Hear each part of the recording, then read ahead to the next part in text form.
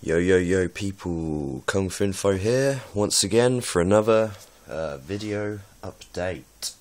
So this is basically a video update on my homemade AC unit, which I'm currently making.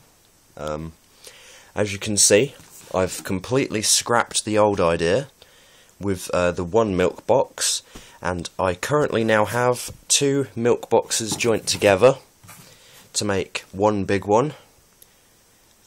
So I get twice the amount of ice in here, which means twice the amount of cooling, and I'm getting a fan which is I'm hoping is about 3 times as powerful as these fans, because these fans are pretty damn awful, to be quite frank.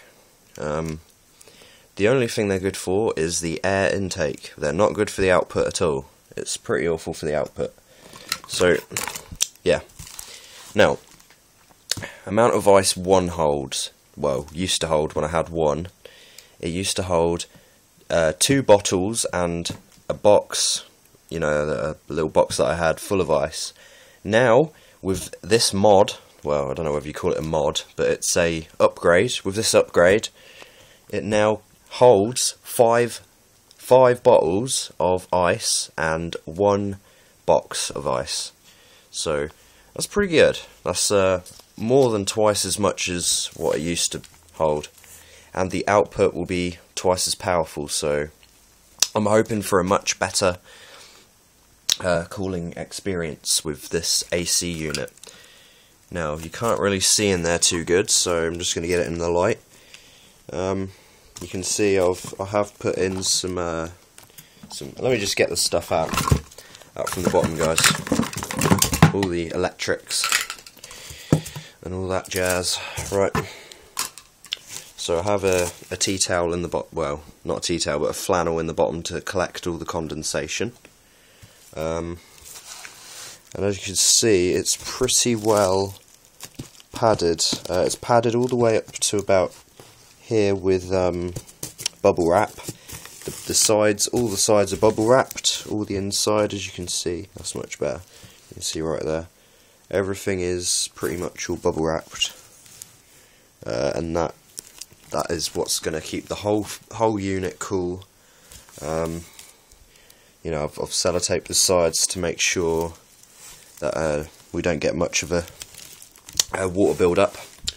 So yeah, basically guys, this is my AC unit, the brand new, guess I'm going to call it the V2, the V2 AC unit, because this is my second version, and I'm hoping for it to be a bit more powerful. Now, I've got my fan coming, well, it should have actually been here today, but it hasn't turned up, so I'm guessing it will be here tomorrow. But before I do anything, I need to do some voltage tests. I need to, well, do some speed tests, more like. Oh, pardon me. I need to do some speed tests.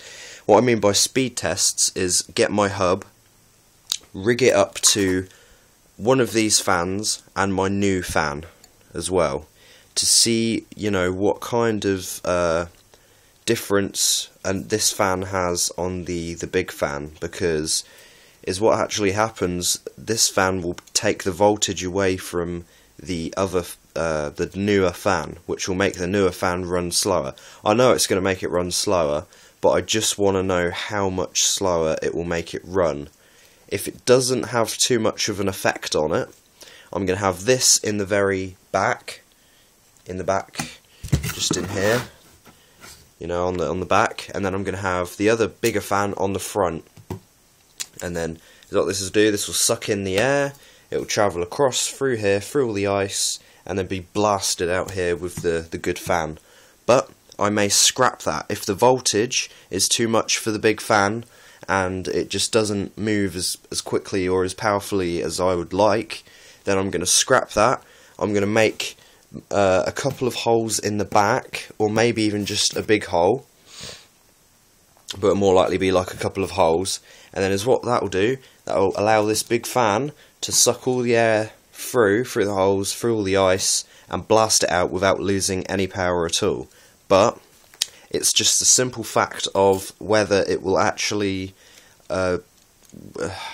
be better, because the fan here will have to work harder anyway.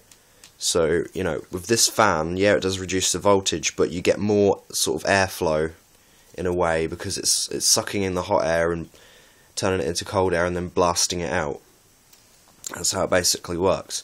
So I've got an input with energy and then an output with energy, but I might just have just a basic input, and then, you know, the output controls the input as well. I know what I mean. Basically, I'm either going to make a hole in here and let the hole do the work, or I'm going to put a fan in there. That's it. That's basically it.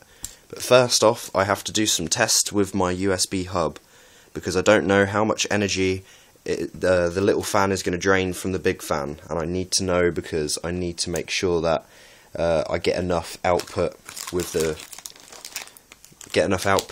big fan. Okay guys, so thanks a lot for watching.